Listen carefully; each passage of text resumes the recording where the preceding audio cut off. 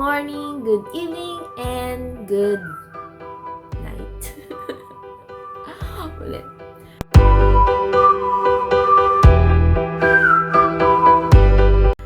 Good morning, good afternoon, and good evening. Welcome sa channel ko. So, ngayon, ang ituturo ko ay paano gawin itong flowers.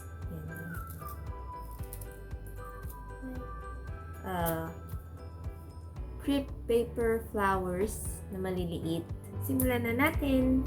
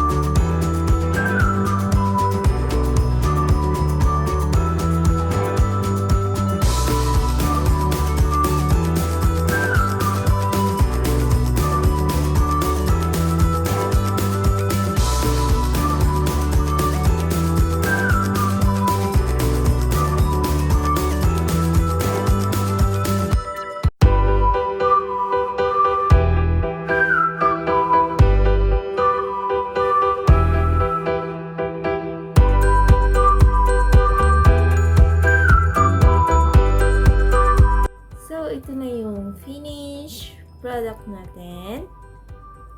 Paper, yan. Yung blue at white. Yan.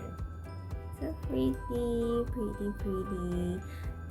Sana na gustuhan nyo itong video at nasundan nyo yung paano ko to ginawa. Simple lang naman siyang gawin. Madali lang. Matagal lang yung pag-cut ng maraming crepe paper.